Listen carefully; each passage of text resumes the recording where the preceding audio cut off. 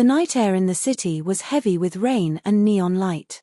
From the 27th floor of the Grand Meridian Hotel, a woman watched the skyline through the glass, her reflection sharp and cold in the windowpane. Elara Wynn.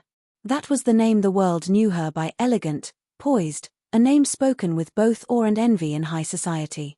But it wasn't the name she was born with. Once, she was Hannah Voss, the unlucky daughter of one of the city's most influential families. When she was 8, her younger brother died in an accident. The Voss family, desperate to protect their public image, had found it easier to blame a child than face their own negligence. She was sent away under the guise of treatment for fragile health, but in truth, she was discarded. For 15 years, she had been a ghost until tonight. Her company, Erivos Holdings, had just finalized a silent acquisition of Voss Corp's largest rival. Tomorrow morning, the papers would break the news. The empire that once shunned her was teetering, and the mysterious investor behind it all would attend the Voss charity gala. Her lips curved, not into a smile, but something colder. Fate has a cruel sense of humor, she murmured. Across the city, the Voss mansion was alive with tension. Isabel Voss, her mother, stood before the mirror, her beauty faded but her pride intact. "Do you realize what this means, Charles?" she said sharply to her husband. "If the company collapses, we'll lose everything." Charles Voss rubbed his temples. "I know. But this investor, this Elara Wynn, she's the only one who can save us." "I heard she's ruthless but fair." Isabel scoffed. "Ruthless women are never fair. But if she's our last hope." Their youngest son, Leo, entered the room, adjusting his tie. "Maybe it's what we deserve," he said quietly. "You destroyed Hannah for less than this." Isabel froze. "Don't speak that name." But the name hung between them, like a ghost refusing to be forgotten. The gala shimmered with wealth, crystal chandeliers, champagne, and the delicate murmur of reputations being traded like currency. When Elara arrived, every head turned. Her black gown clung like shadow and silk, her calm smile silenced whispers. She extended her hand to the Voss couple. "Mr. and Mrs. Voss," she greeted. "It's an honor." Isabel blinked, unsettled by something familiar in her eyes. "Have we met before?" Elara tilted her head, her voice smooth. "Not in this lifetime." Charles forced a polite laugh. "We hope we can earn your partnership, Miss Wynn. Our family, our company has faced unfortunate challenges." "Unfortunate," Elara repeated softly. "Yes. That's one word for it." When she looked at them, she saw not the powerful figures from her childhood but aging strangers grasping at the remnants of their empire. For a fleeting moment, pity touched her, but it was quickly replaced by the cold satisfaction of justice long overdue. As the night went on, Leo found her on the terrace, away from the noise. "You don't seem like someone who enjoys these parties," he said. "Neither do you," she replied, her voice gentler. For the first time, her mask wavered. There was something in Leo's eyes, remorse, empathy, that reminded her of what family could have been. "Do I know you?" he asked quietly. Elara turned toward the skyline. "No," she whispered. "You knew someone who died a long time ago." And the rain began to fall again. The morning after the gala, sunlight spilled into Elara's penthouse like liquid gold. She sat at the end of a long oak table, untouched breakfast before her, tablet glowing with news headlines. Voss Corp stock plummets after gala, investor Elara Wynn in talks for emergency buyout. She traced the headline with her fingertip, expression unreadable. Once, she would have given anything for her family to look at her with the same desperation they now showed her. But the child who had sought their love no longer existed. She had been replaced by a woman forged in abandonment, sharpened by survival. A soft knock sounded at the door. Marcus, her chief advisor and the first person who had ever believed in her, entered with a folder. "The board meeting is confirmed for this afternoon. The Voss family will be attending." Elara nodded. "Good. Let them wait a little this time." Marcus hesitated. "You saw Leo last night." Elara paused. "Yes." "Did he recognize you?"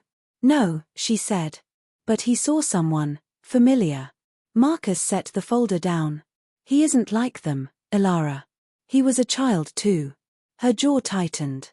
"Children grow up." They make choices. Marcus studied her silently. He had known her long enough to recognize when she was lying not to him, but to herself. But he said nothing as he left the room. The ride to the corporate district was quiet, the city passing by in a blur of glass towers and bustling streets. Elara's thoughts, however, were not in the present. They drifted back 15 years, to the orphanage on the outskirts of the city. The memory unfolded sharply. She had arrived with nothing except a small suitcase and a note that read, "Take care of her. We cannot." She'd been 8. Old enough to read betrayal, too young to understand why. Other children at the orphanage whispered that her family must have died. That she was unlucky, cursed. She never corrected them. It was easier to be pitied than hated. The days were cold, but the nights were colder, especially when she woke from dreams of her mother's perfume, her father's stern voice, Leo's laughter. One winter night, she overheard the caretakers talking. "She's that Voss girl, isn't she?" "Yes. They paid us well to keep her quiet. Poor thing. She'll never see them again." She remembered standing in the hallway, heart cracking open, understanding truly, for the first time, that she had been discarded. That night, she stopped crying. That night, she stopped being Hannah. The flashback dissolved as the car pulled up to the towering headquarters of Voss Corp.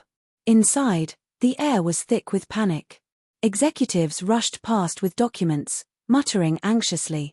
When Elara entered the boardroom, conversations died instantly. Charles and Isabel stood at the far end of the table. Their postures were rigid, strained. Leo sat beside them, eyes darting to her with a mixture of curiosity and unease. "Elara," Charles said, forcing a smile. "Thank you for agreeing to meet." She sat opposite him, crossing her legs with effortless composure. "I didn't do it as a favor. This is business." Isabel's lips thinned, but she said nothing. One of the board members cleared his throat. "Miss Wynn, we understand you're considering a buyout." "I'm not considering," she interrupted softly. "I'm offering." They exchanged glances. She continued, "I will take control of Voss Corporation. I will restructure its assets, fire unnecessary executives, and restore its credibility. In return, I want full authority." "That would make you," Leo murmured, eyes widening, "the head of the Voss Corporation." Elara met his gaze. "Correct." Charles's voice strained. "You would own us." "Ownership is such an outdated word," she replied coolly. "But if it helps you understand, then yes. Completely." The room went silent. Leo leaned forward, voice low enough for only her to hear. "Who are you really?" Her breath caught, not visibly, but deep within the part of her she kept sealed away. "Someone," she answered, "your family should never have forgotten." His eyes widened slightly, but she stood before he could speak again. "This concludes the meeting. I'll send contracts by evening." She walked out, heels echoing sharply down the marble hall. Behind her, a storm she had summoned began to brew. But as she stepped into the elevator, memories tugged again of a little girl waiting in vain for someone to come back for her. And for the first time in years, her hands trembled.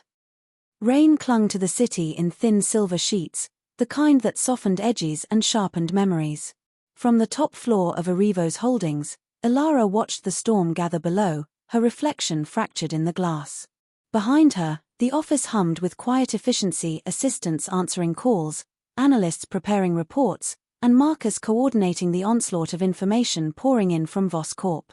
"They're scrambling," Marcus reported, handing her a tablet filled with frantic emails. "Several executives have resigned since the meeting." "Expected." Elara didn't look up. The old structure needs to crumble before anything new can take shape. He hesitated. "And the Voss family?" A slow breath. "Trapped. Just like they trapped me." Marcus studied her, concern flickering in his eyes. "Revenge isn't justice, Elara. Be careful not to confuse the two." She finally turned toward him. "I'm not confused." But the faint tremor in her fingertips, hidden, but present, betrayed something she didn't want to name. Across town, in the Voss mansion, chaos had made a home. Charles Voss paced the study, phone pressed to his ear. "No, listen to me, Arrivo's is going to take over." If you want your shares safe, you'll cooperate. From a distance, he still looked like the powerful patriarch the world revered. But up close, he resembled a man cornered by his own shadows. Isabel watched him, fingers trembling around her wine glass. Charles, you need to fix this. She's taking everything.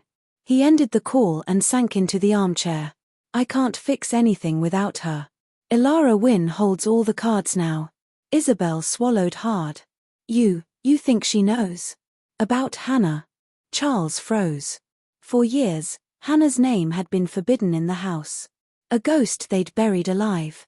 She can't know, he said, but his voice lacked conviction. We erased everything. Isabel closed her eyes. Some things don't stay buried. Just then, Leo appeared at the door, features tight. I saw Hannah yesterday. They both stiffened. Not literally, Leo clarified. But when Elara looked at me, it felt like I was looking at someone I'd known before. Someone who left. Someone we. Enough, Isabel snapped. Hannah is dead. No, Leo whispered, eyes cold with truth he couldn't explain. I think she came back. At Arrivo's headquarters, Elara stepped into the strategy room where her core team awaited. The table was covered in documents, property records, financial reports, old legal files from the Voss Corporation. We've identified the weak points, Ava, her financial strategist, said. There are 4 subsidiaries on the verge of collapse. If we pull our investment promises now, they'll dissolve, Elara finished. Exactly. And the board will have no choice but to sign over full authority to you. The Voss legacy becomes yours. Elara nodded slowly. It should have felt triumphant. It should have felt like justice. But instead, a memory surfaced. Hannah, 12 years old, standing outside the Voss gates, holding a letter she had written 100 times. Please let me come home. I'll be good. I'll try harder. I miss Leo. The butler taking it from her. Throwing it away where he thought she wouldn't see. Her chest tightened. For a moment, she couldn't breathe. Miss Wynn. Ava prompted. Elara blinked the memory away. Proceed. Marcus waited until the others left before speaking. Why do you still let them affect you? She looked at him sharply. I don't. You do. The past is choking you, Elara. And you're letting it. She said nothing, because denial wouldn't fool him. Marcus stepped closer. You can destroy their company. You can take their home, their wealth, their pride. But what then? Will Hannah finally rest? Her jaw worked, but words wouldn't come. Because she didn't know. That evening, the city glittered with lights reflected on rain-soaked streets. Elara attended a private shareholders' dinner, another step in tightening her grip on the corporation. As she moved through the room, she felt eyes on her. At the far end, Leo stood by the bar, gaze steady, almost searching. He approached her slowly. Miss Wynn. Elara, she corrected with a polite smile. We keep meeting. He hesitated before asking, why does it feel like you're hiding something from me? She tilted her head. We've barely met. I know, Leo said softly. But I've felt that way before too. A long time ago. A quiet crack split through her composure. He continued, my family, we lost someone once. She was treated unfairly. We never spoke of her again. Maybe we should have. Elara's breath caught. Maybe you should have. Leo's voice dropped to a whisper. Who are you, really? She looked away, not in fear, but in the ache of remembering a boy who used to hold her hand when storms scared her. Elara Wynn, she said. That's all you need to know. Leo shook his head. I don't believe that. And for the first time since returning, she felt her carefully woven web tremble. The wind rolled in from the harbor that night, carrying the city's cold breath into the Voss mansion. Leo stood alone on the rooftop terrace, hands buried in his pockets, thoughts a tangled storm of doubt, guilt, and something he didn't dare name. Elara Wynn. Who was she really? He replayed every glance, every flicker in her eyes, every oddly familiar tone in her voice. Something inside him pushed, persistent and painful. He had known someone who looked at him the same way. Someone who used to follow him around the garden. Someone who laughed too loudly when she was excited. Someone he tried to protect, even when he was too young to understand what she needed protecting from. Hannah. He shut his eyes. Hannah Voss. The sister no one talked about. The sister you failed to save. His conscience whispered it, relentless. A soft knock at the terrace door startled him. Isabel stepped out, her silk robe fluttering in the wind.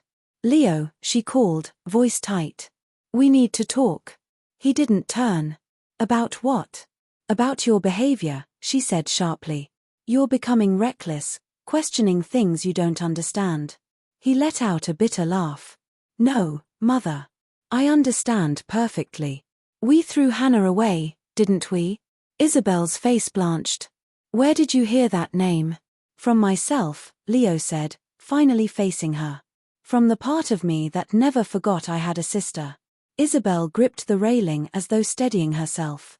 Leo, listen to me. You were a child. And what was Hannah? His voice cracked. She was 8. 8, Mother. And you abandoned her. Hannah brought danger, Isabel snapped, though the conviction in her voice was fading. Her presence, after the accident, the press, the rumors, we had to protect the family. Leo stared at her as though seeing her for the first time. So you sacrificed her to save yourself. Isabel's lips trembled. For a moment, she softened, her eyes clouding with an emotion Leo hadn't seen in years, regret. Your father made the decision, she whispered. I only followed. Leo's jaw clenched. That's an excuse. Her eyes flashed. It's the truth. No, he said, stepping back. The truth is that we never even tried to find her again. Never checked if she was safe. Never cared. Isabel looked away. She's gone, Leo. Hannah died the moment we let her go. Maybe that's what you want to believe, Leo murmured, but I can't. He brushed past her and left the terrace, leaving Isabel shaking beneath the moonlight. Later that night, Leo found himself outside Arrivo's tower without remembering how he'd gotten there. The lobby security let him pass, everyone recognized the Voss air. The elevator doors opened on the 25th floor, where the lights were mostly dimmed. Only one office glowed gently behind frosted glass. Elara was still working. He approached, hesitating before knocking. Come in, her voice called, cool and composed as ever. Leo stepped inside. Elara looked up, surprised but not unsettled. Late hour for a visit, she said. Is something wrong? He swallowed. Everything. A flicker of concern crossed her face. Sit. He didn't. I need to ask you something. And I need the truth. Elara closed her tablet slowly. Truth is expensive, Leo. Be sure you can afford it. He stepped closer. When you look at me, he said, why does it feel like you're remembering something? Someone. Her breath hitched, so faint he almost missed it. Leo continued, voice trembling, when I was young, I had a sister. Hannah. She disappeared, and my parents told me she went away for treatment. But I think they lied. Elara's fingers tightened around her pen. I think she was abandoned, Leo whispered. And I think she's still alive. Somewhere. Silence filled the room, thick enough to drown in. Finally, Elara spoke, soft, almost tender. You loved her. Leo nodded, eyes shining with old wounds. More than anyone. I still do. Her composure cracked, not visibly, but in the fragile tremor of her eyelids. Leo stepped even closer. Elara, he breathed, are you her? The question hung between them, burning. Elara looked at him, the boy who once shielded her from nightmares, the man standing before her with raw hope, and for a moment, she wanted to tell him everything. To finally say her name out loud.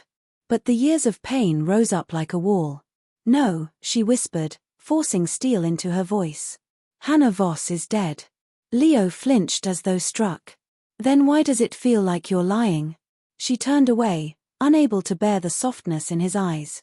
Go home, Leo, she said. Before you drown in memories that lead nowhere.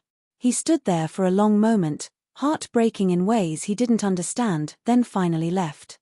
When the door clicked shut, Elara pressed a hand to her chest, fighting the tremor there. Hannah, she whispered into the empty room, you can't come back. Not yet. But the walls she'd built were beginning to crack. The mansion felt colder the next morning, as if the walls themselves sensed the truth clawing its way to the surface. Isabel moved through the halls with restless steps, unable to shake the chill crawling under her skin. Every mirror she passed reflected a woman she barely recognized, tired eyes, trembling hands, a beauty polished yet hollow. She had spent years perfecting the art of appearing unshaken. But now, every polished surface seemed to whisper the same name. Hannah. Hannah. Hannah. Isabel paused at the foot of the staircase, gripping the banister until her knuckles whitened. She remembered the last time she saw Hannah standing here, small, frightened, holding her stuffed rabbit like a shield. "Is it my fault?" the little girl had asked. And Isabel, already drowning in guilt and public scrutiny, had looked her daughter in the eyes and said, "No, darling, it's just better for the family this way." A lie that tasted like poison even then. She had turned away before Hannah's tears fell. Now the memory strangled her. In the study, Charles sat behind his desk, expression stormy as he reviewed the latest reports. "Elara Wynn is dissecting us," he muttered. "Piece by piece. If she pulls her investment, the entire financial backbone collapses." Isabel closed the study door behind her. "She knows." Charles froze. "What?" "She knows about Hannah. Or she suspects. Leo confronted me last night." Charles's face twisted. "What did you tell him?" "The truth," Isabel snapped. "Or what little of it I can still bear to acknowledge." He slammed a hand against his desk. "Damn it, Isabel. We agreed to bury that chapter."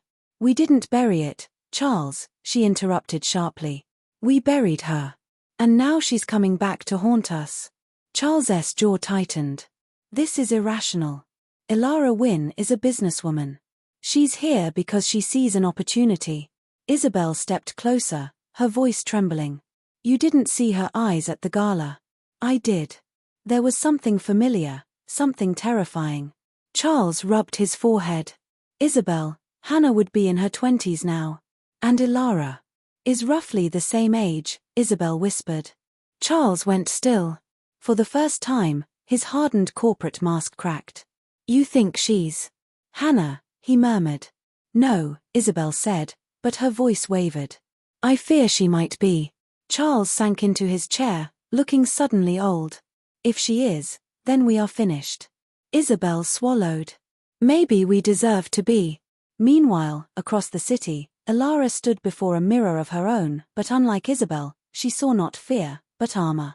She fastened a slender diamond pin at her collar, the symbol of Arrivo's holdings, her real family, the one she'd built from nothing. As she prepared for the afternoon's negotiations, Marcus entered, holding a folder. "New intel from one of our sources inside the Voss mansion," he said. Elara turned. "Go on." Marcus handed her a small recording device. "Listen." A moment later, the room filled with Charles's voice, cold, calculating, desperate. "If she finds out the truth, Isabel, everything we built will crumble. We cannot let that happen." Then Isabel's trembling reply. "She already knows. And I think she came back for us." Elara's stomach twisted, pain, satisfaction, something darker. She replayed the last sentence once more. "I think she came back for us." She had imagined this moment for years, their fear, their regret, their reckoning. Yet now the emotion rising in her wasn't triumph. It was grief. Grief for the child who had once longed for her parents to fight for her. But they never had. Marcus watched her carefully. "Elara, we can use this. Public scandal, forced resignations, this could destroy them completely." "Yes," she said quietly. "It could." He frowned. "But that's not what you want." She didn't answer. Because she didn't know anymore. Later that afternoon, the Voss family arrived at Arrivo's tower for an emergency meeting. They were greeted not by assistants, but by Elara herself, standing tall, elegant, unreadable. "Miss Wynn," Charles said cautiously. "We hope we can renegotiate some of your demands." "Elara," Isabel cut in softly, almost pleading. "Please." Elara turned her gaze to her. Outwardly calm, but inside, her pulse stuttered. She could see traces of the mother she remembered, the mother who used to brush her hair, who once sang lullabies before the world crushed her into someone unrecognizable. Mrs. Voss, Elara said, voice cold. This is business. Personal matters have no place here. Isabel flinched. But before Elara could step past them, Isabel reached out and grabbed her wrist. The touch was trembling. Desperate. Elara, if you know something, if you are someone, please talk to me. For a moment, Elara couldn't move.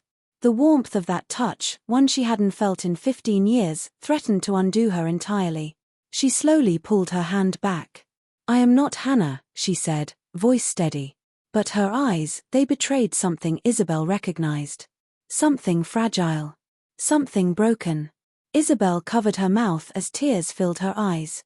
Oh God, what have we done? Elara inhaled sharply and stepped away before the dam inside her burst. Meeting room, now, she said to Charles, regaining her steel. We have business to finish. But as she walked ahead of them, Isabel's whispered sobs followed her like ghosts.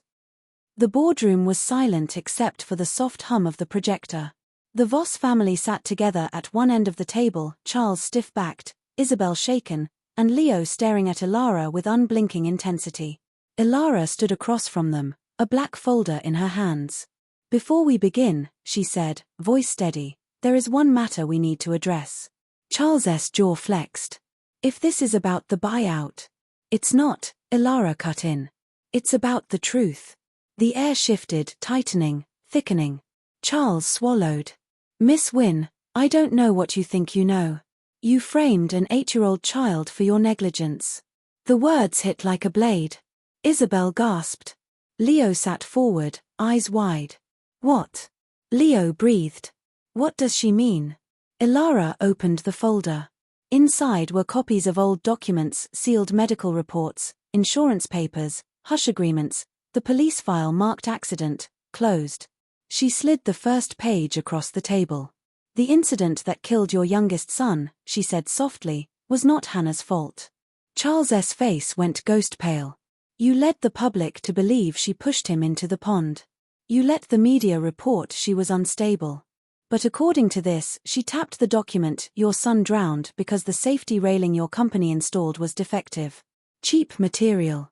Board pressure. Rushed deadlines. Leo's breath trembled. Isabel covered her mouth. Charles slammed his fist on the table. Enough. No, Elara said tightly. Not enough. Not yet. She slid the second page forward. A week after the accident, you bribed the child psychiatrist to label Hannah as emotionally dangerous. You paid the orphanage a generous sum to claim she needed long-term separation from the family. Her gaze sharpened, anger simmering beneath the icy surface. You didn't abandon her because she was unlucky. You abandoned her because she was evidence. Charles stood abruptly. I did what I had to do to protect the family. No, Elara said quietly. You did what you had to do to protect your career. Your company. Your reputation. The room trembled with unspoken violence. Leo looked from his father to Elara, voice shaking.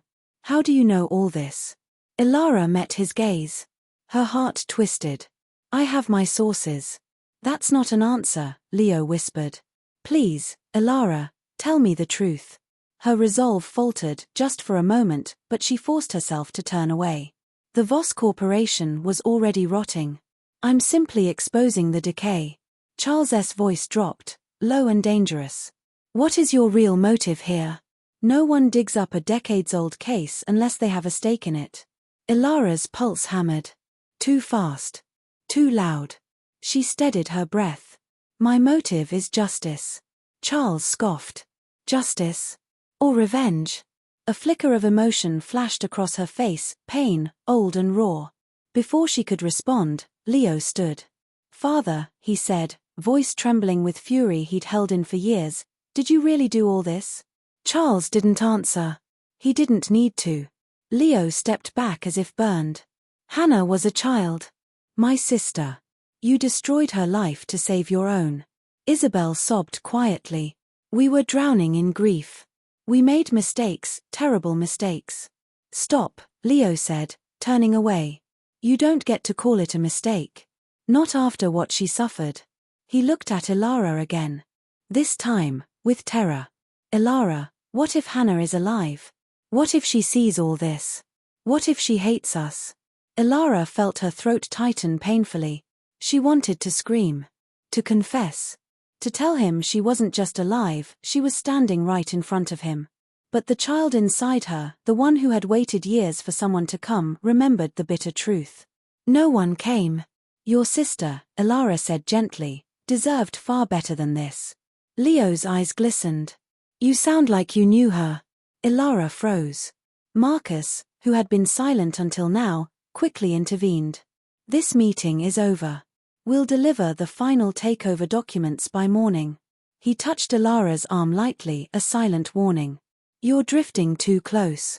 Elara nodded stiffly and gathered the documents. As the Voss family rose to leave, Charles lingered behind. His voice was low, shaking with fear and something darker. You remind me of her, he said. Of Hannah. Elara's breath caught. Charles swallowed hard. If you are her, if you came back to ruin me, just know I won't let you. Elara stepped closer, fury burning through her veins. I didn't come back to ruin you, Mr. Voss. Her eyes locked with his, cold, unforgiving. You did that yourself. Charles faltered, chest heaving. Elara added, voice like a blade, and if you're afraid, good. You should be. With that, she turned and walked away, heels echoing sharply on the marble floor. But as soon as she stepped into the private elevator, her facade cracked. Her hand pressed against the cool metal wall. Her breath trembled. Hannah, she whispered to herself, what are you doing? Outside, the storm clouds gathered again, mirroring the darkness she had unleashed. The storm came at dusk, sweeping through the city like a living thing. Rain hammered the glass walls of Arrivo's tower, lightning tearing through the horizon as though trying to split the sky in two.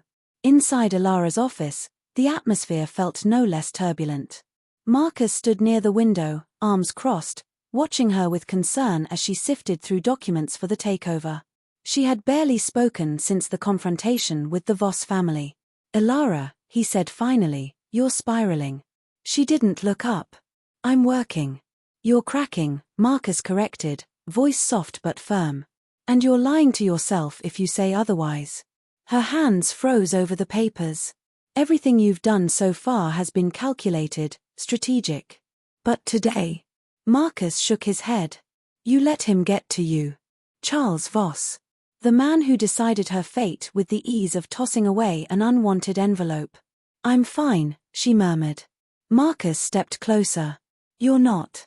And you don't have to be. For a moment, she let herself lean back in her chair, exhaustion pressing against her ribs like an old wound. He said I reminded him of Hannah, she whispered. Marcus's eyes softened. You are Hannah. But I'm also Elara, she said, voice trembling. And I don't know which one they see. Or which one I'm supposed to be.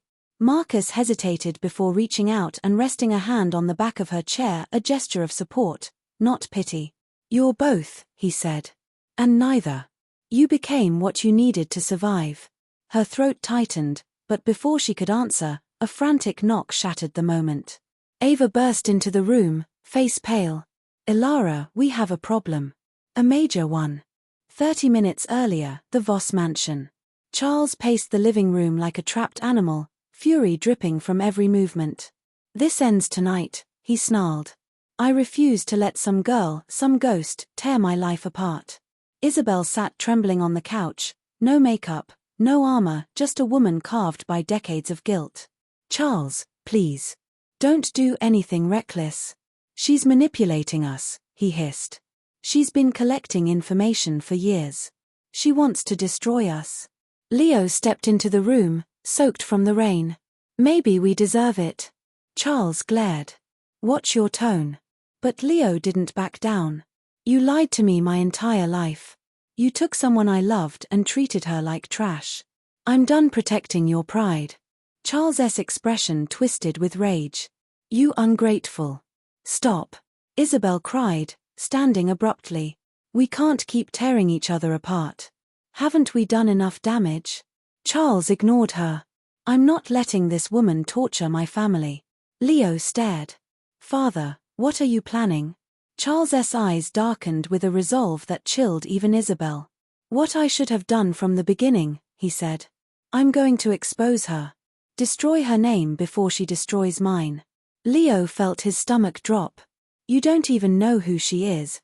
Charles stepped closer, voice low and poisonous. "She's a threat. That's all I need to know." Leo's voice rose. "If she is Hannah."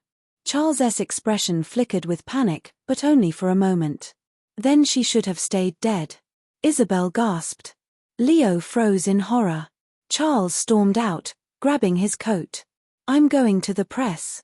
If she wants war, I'll wage it." Leo chased after him. "You can't. Father, listen." But Charles shoved him aside and disappeared into the thunderstorm.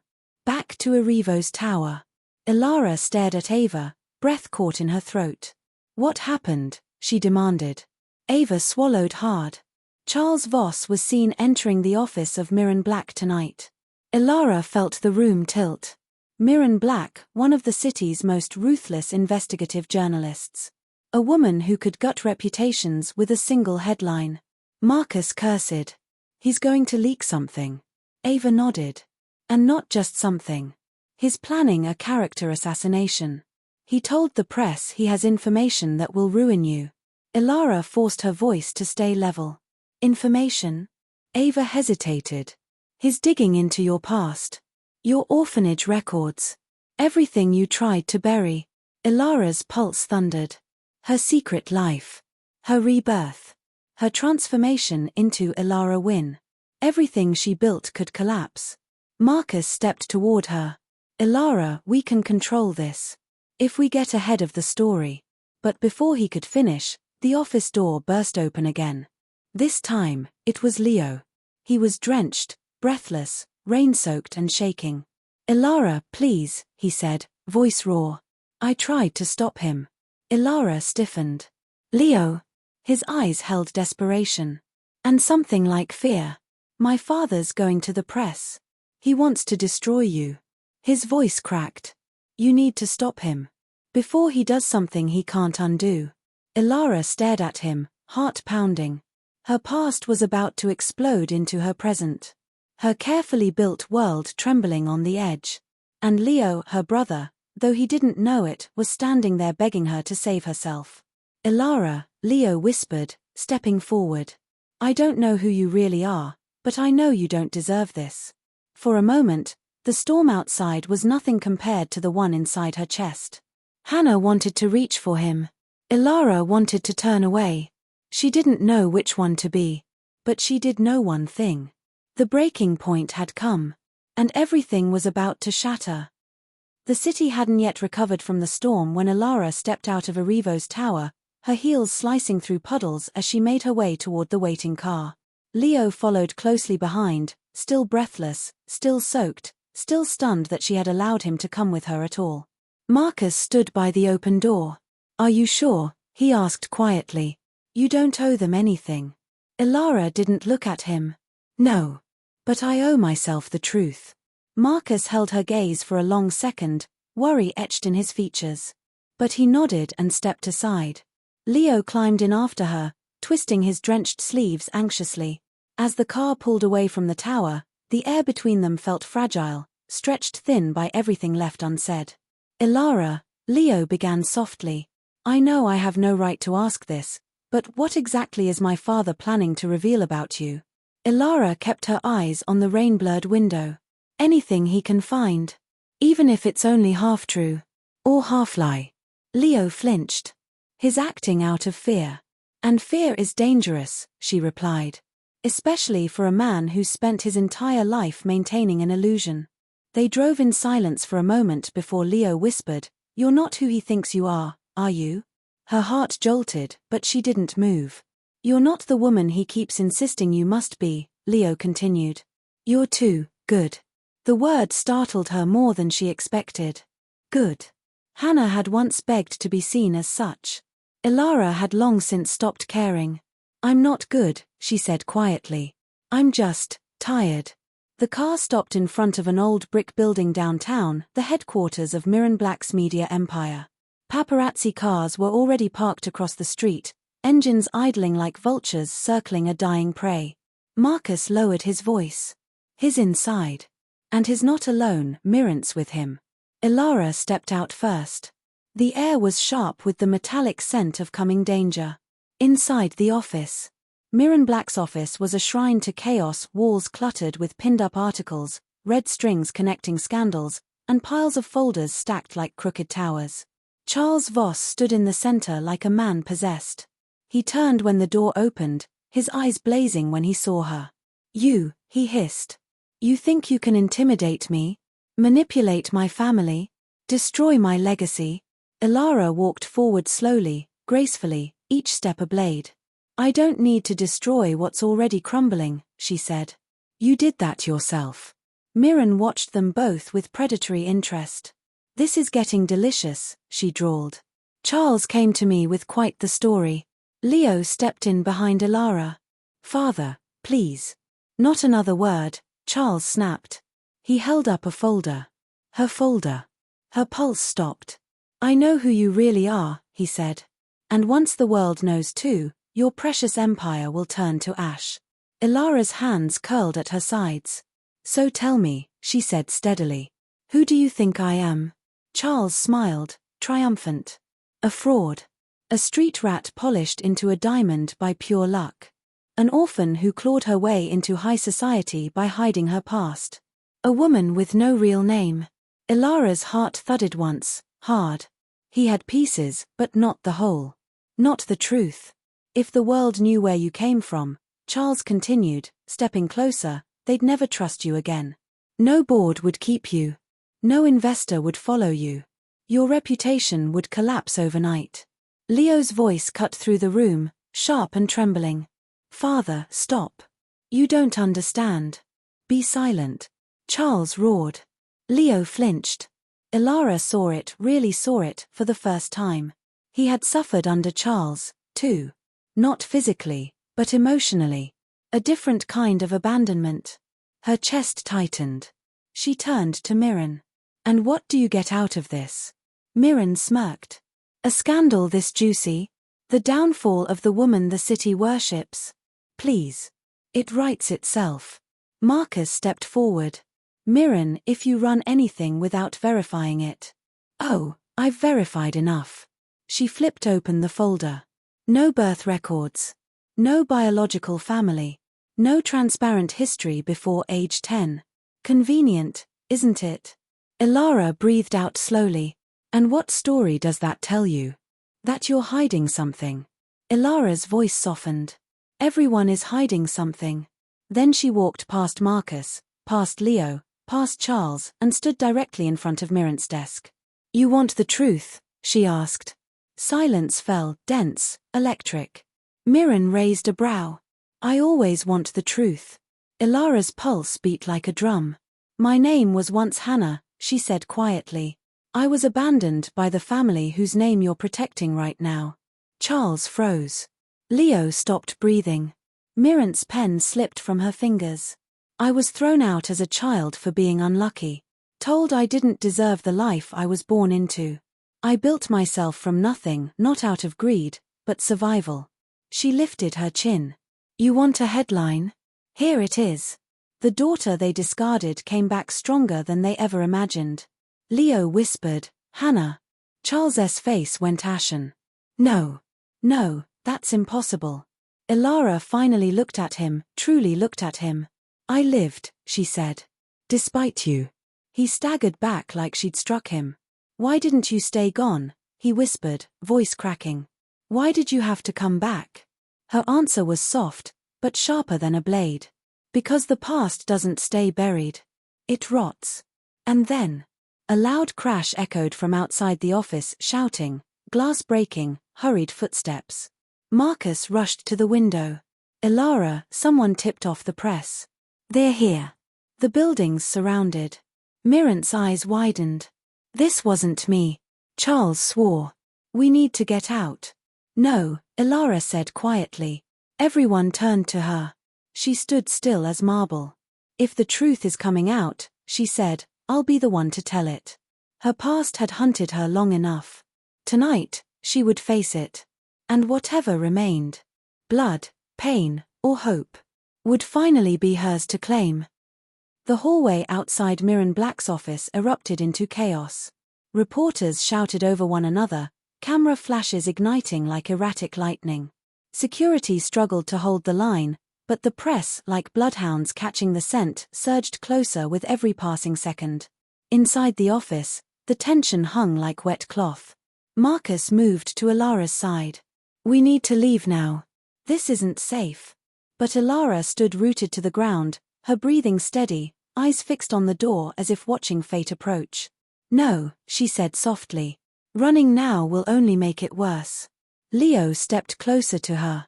"If you walk out there, they'll tear you apart." "Then let them hear the truth from me," she replied. Charles scoffed, though his voice trembled. "They won't believe you. They'll twist your words. They'll twist everything." "Perhaps." Elara raised her chin. "But I won't hide anymore." Mirren watched her with a strange expression, half admiration, half professional hunger. "You know," she said, "if you really speak now, this will define your legacy." Elara gave a faint smile. "I know." She walked to the door. Leo reached out abruptly, catching her wrist. His voice cracked. "Hannah, wait." At the sound of her old name, spoken not with dread or shame, but fragile hope, her heart stuttered. For a moment, she allowed herself to look at him fully. "Why didn't you tell me sooner?" he whispered. "If I had known." "You were a child," she said gently. "You weren't responsible for any of it." He swallowed hard. "But I want to be responsible now." Her breath trembled. Charles stepped forward, face pale and lined with turmoil. "Hannah," he began, but the word scraped out like something broken. "You can't go out there. Please. Think of what you're doing." She looked at him and saw not the towering figure of her nightmares, but a man worn down by years of denial and the crumbling weight of consequences he never imagined facing. "I am thinking," she said quietly. "For the first time in years. I'm thinking of myself." And she opened the door. The hallway exploded. "Elara Wynn, is it true you have no family records? Are you connected to the Vosses? What is your real name? Did you climb your way to power through lies?" Microphones were thrust toward her. Cameras flashed like gunfire. The air was thick, too loud, too bright. Leo stepped beside her immediately, shielding her from a few reporters. Marcus moved to her other side, protective as always. Elara lifted a hand. A signal. The noise slowly softened. Her voice, when she spoke, cut through everything. "My name is Elara Wynn," she began, steady and clear. "But once, long ago, I was called Hannah." The entire hallway froze. "I grew up believing I was unwanted," she continued. "That I was unlucky. That my existence did nothing but bring harm." Her gaze shifted briefly to Charles, who stood behind them, trembling. "That belief wasn't mine. It was given to me." Cameras clicked rapidly. "But I survived. I rebuilt. I made myself." A reporter shouted, "Are you admitting to lying about your past?" "No," Elara said firmly. "I'm admitting I erased it. Because it hurt too much to keep." There was a beat of silence. Then she took a breath, one she had been holding for 2 decades. "The family that cast me out was the Voss family." The crowd gasped. Charles paled. Leo closed his eyes. Elara continued.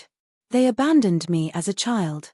Today, they face public scrutiny not because of anything I've done, but because the truth rots when buried. And eventually, it surfaces." "What do you want now?" someone asked. "Revenge." Elara paused. She felt Leo's eyes on her. Felt Marcus's steadying presence. Felt Charles's fear, guilt, and something else, something fragile and lost. What did she want? She closed her eyes. The child she once was whispered, "Make them hurt." The woman she had become whispered, "Let yourself heal." When she opened her eyes, her answer was quiet but resolute. "I want closure," she said. "Not revenge. Not destruction. Just the truth and the freedom to move forward." The hallway murmured in surprise. Another reporter pushed in. "Does this mean you'll press charges? Sue the Vosses? Expose everything they did?" Elara turned back to Charles. His eyes were wet. Whether from fear or something else, she couldn't tell. "No," she said. "I won't destroy them. That cycle ends with me." A hush fell. Leo looked like he might break. Hours later, after the press dispersed and Mirren Black left with enough material to run a month's worth of features, Elara found herself standing outside the building under a bruised purple dawn. The storm had passed. The air was clean, sharp with new beginnings. When Leo approached her, he moved slowly, as if afraid she'd vanish. "Hannah," he whispered, "I'm sorry. For everything I didn't know. For everything I didn't see." She gave him a small, soft smile. A real one. "You don't owe me an apology," she said. "You were innocent. But I owe you a promise." His voice wavered. "I want to know you. Truly know you. Not because of blood, but because I care." Her chest tightened. "I'd like that," she said. Leo's eyes shone. They stood like that for a long moment. Then Charles stepped forward. He looked older. Smaller. Like a man stripped of all armor. "Hannah," his voice crumbled at the name. I can't ask for forgiveness. Not after what I did. Not after what I failed to do." She met his gaze without flinching. "I'm not giving you forgiveness," she said softly. "Not today." He bowed his head, shoulders shaking. "But I'm not carrying my hatred anymore," she continued. "It's too heavy. And I've carried it long enough." He looked up at her, eyes full of disbelief. "That is, more mercy than I deserve," he whispered. She didn't agree nor disagree. Some wounds didn't fully heal. Some scars stayed visible. But they no longer defined her. As the sun broke over the city, Marcus joined her, offering a quiet smile. "You did it," he said. "You faced them." "I faced myself," Elara corrected gently. "And what now?" She exhaled, letting the cool morning air fill her lungs. "Now," she said, "I let Hannah rest." Marcus touched her shoulder. "And Elara?" Elara gazed at the rising light, the city waking beneath it. "Elara lives," she said. Fully. Freely. And with the dawn warming her face, the past finally loosened its grip. She wasn't Hannah the abandoned. She wasn't Elara the avenger. She was both. And neither.